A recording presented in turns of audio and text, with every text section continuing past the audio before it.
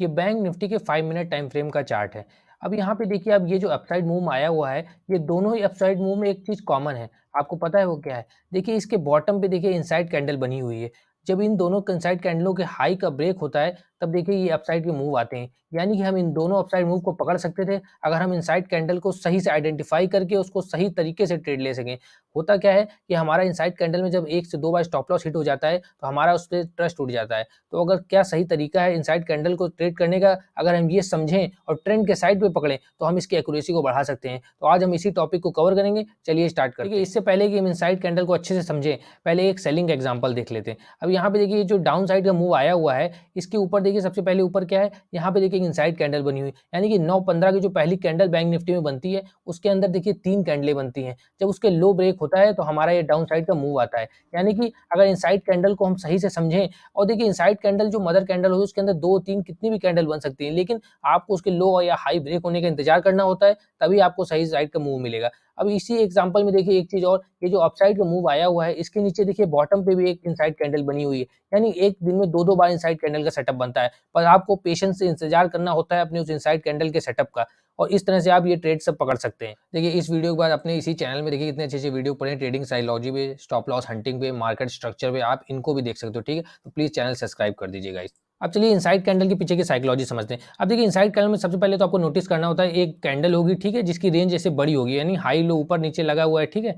अब देखिए उसके अंदर ये कैंडलें बनती है, ये देखिए 1 कैंडल बनी है, देखिए 2 कैंडलें बनी है, ठीक है? अब जिधर के साइड भी मदर कैंडल का हाई या लो ब्रेक होता है, ठीक है? ये पहली कैंडल को आप पैरेंट कैंडल यानी कि मदर कैंडल कहते हैं, और ये जो दोनों कैंडल अंदर बनती है, इसे आप इनसाइड कैंडल कहते हैं। अब इस केस में देखिए क्या हुआ है, इसका हाई ब्रेक हुआ है, ठीक है? यानी ये लोकेशन थी आपके बाय करने के लिए, और उसका स्टॉप लॉस क्या होगा, ये जो लो होता है मदर कैंडल का, पैरेंट कैंडल का, यहाँ पे आपका एसएल लगेगा। आप इसको अपसाइड ब्रेक कर सकते हो, ट्रेड कर सकते हो। अगर यही कैंडल ऊपर की साइड ना ब्रेक करके नीचे की साइड इस तरह से इसने क्लोजिंग दी होती, तो हम इसको नीचे की साइड ट्रेड करते, और नीचे की साइड तो ये बेटर प्रोबेबिलिटी होती, क्योंकि देखिए मदर कैंडल का जब कलर रेड होता है, उस साइड पे अगर आप ट्रेड लेंगे तो आपकी एक्यूरेसी और बढ़ेगी। यहाँ पे देखिए इसने ऊपर ब्रेकआउट किया, आप इसे भी ट्रेड ले सकते हैं, लेकिन ज़्यादा चांस के लिए आप तब ट्रेड कीजिए जैसे यहाँ पे अगर रेड कैंडल बनी हुई और जब नीचे इस तरह से ब्रेकडाउन आए, तो आप नीचे के लिए ट्रेड कीजिए, या फिर आप ये कर सकते हैं ऊपर साइड क्वांटिटी हाफ कर सकते हैं और नीचे साइड आप फुल क्वांटिटी के साथ जा सकते हैं, ठीक है?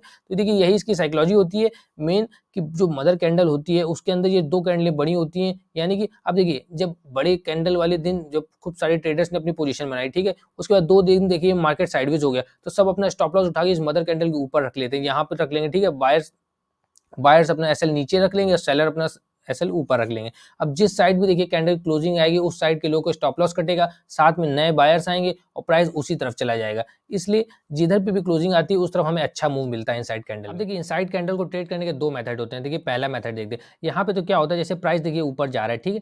अब ऊपर प्राइस जाते-जाते देखिए अपने रेजिस्टेंस होता है, यहाँ पे पहुँचता है, और यहाँ पे बनाने को एक इनसाइड कैंडल बनाता है, ठीक है? अब देखिए चूंकि रेजिस्टेंस पे अगर इनसाइड कैंडल बना रहे हैं, तो हम सेलिंग के लिए देखेंगे, तो जैसे ही मदर कैंडल के लो नीचे ब्रेक होता है, हम यहाँ पे सेल करते हैं, प्राइस को हम इस सपोर्ट तक के लिए टारगेट लेते हैं। ऐसे ही यहाँ पे ये होता है, अगर प्राइस नीचे आता है आपके सपोर्ट में, ये देखिए आपका सपोर्ट है, ठीक है? जब आपके सपोर्ट में प्राइस आता है, यहाँ पे आने के बाद एक इनसाइड कैंडल बनाता है, और जब इसका हाई को ब्रेक करता है, तो हम अपसाइड के लिए ट्रेड लेते हैं, ठीक है? अब इसको एग्जांपल से समझते हैं। चलिए एक एग्जांपल समझते हैं। अब देखिए ये यहाँ पे सपोर्ट जोन है, ठीक है?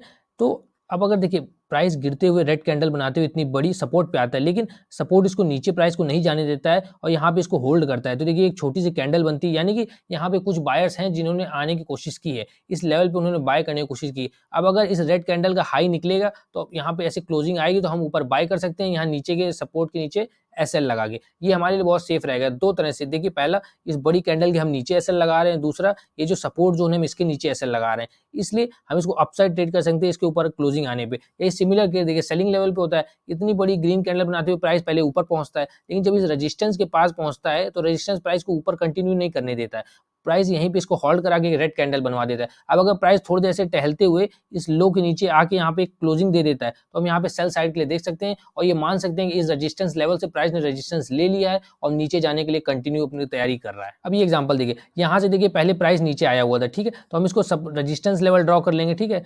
अब देखिए जब वापस प्राइस ऊपर घूमते हुए जाता है, तो देखिए इस रेजिस्टेंस पे जाने के बाद एक इनसाइड कैंडल बनाता है, और जैसे ही यहाँ पे इसका एसएल लो निकालता है, तो देखिए यहाँ पे हम इसको सेल कर सकते थे, ऊपर हमारा एसएल हो जाता है, और इस टारगेट को हम नीचे की तरफ ले सकते थे। तो बस यही सिंपल चीजें होती हैं भाई, जहाँ पे एक बार जिस सेलर इंटरेस्टेड हुआ है, उसी लेवल पे यहाँ दोबारा प्राइस आ रहा है, तो हम ये मान के चलेंगे कि प्राइस यहाँ से रेजिस्टेंस लेगा और वापस नीचे की तरफ चलेगा। और अगर हमारे लेवल पे आने के बाद एक ऐसी तरह से इनसाइड कैंडल बन जाती है, तब तो बहुत ही अच्छा है। इसके लो निकलने पे हम यहाँ पे सेल कर देंगे और ऊपर हमारा एसएल हो जाएगा। अभी देखिए सेकंड एग्जांपल देखिए, अब यहाँ पे देखिए क्या पहले प्राइस ऊपर गया था, फिर नीचे आया, तो यहाँ पे देखिए एक लेवल ये बन गया। फिर जब प्राइस ऊपर ब्रेक कर देता है रेजिस्टेंस को, तो ये इसके लिए सपोर्ट बन गया। तो ये देखिए ये 2 जोन बन गए। उसके बाद प्राइस देखिए ऊपर जाता है और फिर से इसके पास आता है। यानी कि अब देखिए ये हमें ये पता लग गया कि एक इंपॉर्टेंट सपोर्ट जोन है। सपोर्ट जोन में आने के बाद देखिए पहले एक वीक वाली बड़ी कैंडल बनाता है, उसके बाद देखिए ये इनसाइड कैंडल बनाता है, ठीक है।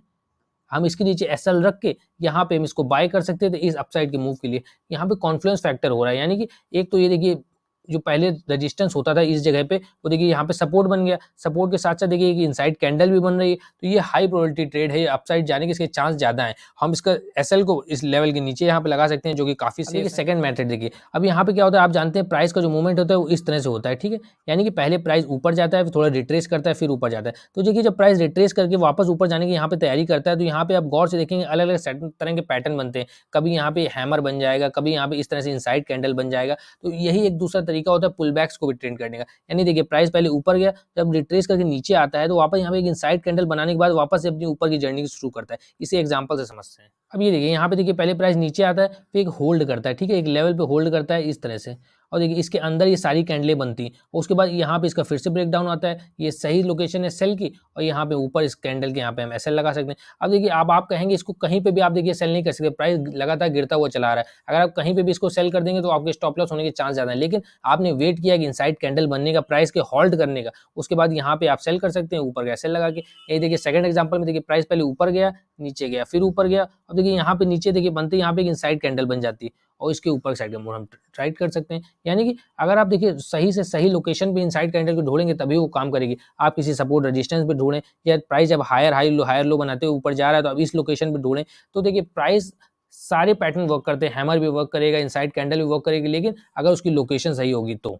अब देखिए रिलायंस का डेली का चार्ट है, जो लोग स्विंग ट्रेड करते हैं उनके लिए देखिए कितना हेल्पफुल होता है।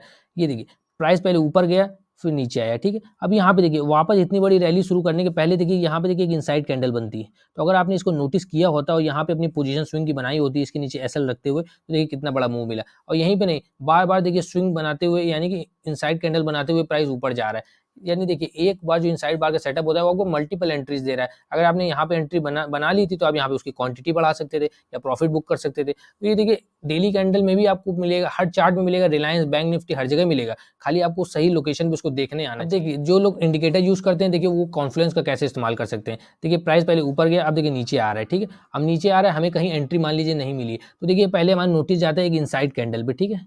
तो हमें समझ में आता है कि अगर इसके नीचे प्राइस निकलेगा तो यहाँ पे हम इसको सेल कर सकते हैं, साथ में इसके ऊपर यानी कि हम स्टॉप लॉस लगा सकते हैं, ठीक है। यहाँ पे छोटे स्टॉप लॉस के लिए इसी के ऊपर लगा दिया गया, पर अगर आपको सेफ खेलना है तो आपको यहाँ पे स्टॉप लॉस लगाना चाहिए। लेकिन देखिए अब ये तो सिर्फ एक लॉजिक से हो गया, अगर आप सिर्फ एक लॉजिक पे ट्रेड करोगे तो चांस कम है आपके इस ट्रेड के चलने के। लेकिन देखिए जो लोग इंडिकेटर यूज करते हैं जैसे मूविंग एवरेज, अब देखिए इनको मूविंग एवरेज का कॉन्फ्लुएंस भी मिल गया। देखिए ये सेम मूविंग एवरेज यहीं से होके गुजर रहा है आपकी इनसाइड कैंडल से होते हुए, यानी कि इसके ऊपर स्टॉप लॉस लगाने से हमें मूविंग एवरेज का रेजिस्टेंस भी मिलेगा। जब प्राइस वापस अगर ऊपर आता है तो इससे रेजिस्टेंस खा के वापस नीचे जा सकता था। इस तरह से सेफ स्टॉप लॉस आप लगा सकते हो, साथ में मल्टीपल चेक्स ले सकते हो कि क्या मूविंग एवरेज यहाँ से गुजर रहा है। मान लीजिए आप आरएसआई देखते हो, तो आप देख सकते हो क्या आरएसआई यहाँ पे सेलिंग जोन में पहुंच गया है और यहीं पे इनसाइड कैंडल बन रही है, तो आप नीचे की साइड का ट्रेड ले सकते हो। तो ये सब चीजें आप मिक्स करोगे तो आपकी ट्रेडिंग और बेटर होगी। होप करते हैं ट्रेडर्स आपको इनसाइड कैंडल कॉन्सेप्ट क्लियर हुआ होगा, आप इसको सही लोकेशन पे देखना शुरू करेंगे और सही ट्रेंड के डायरेक्शन में आप इसको ट्रेड करेंगे। होप करते हैं आप चैनल को सब्सक्राइब करेंगे। Thank you traders.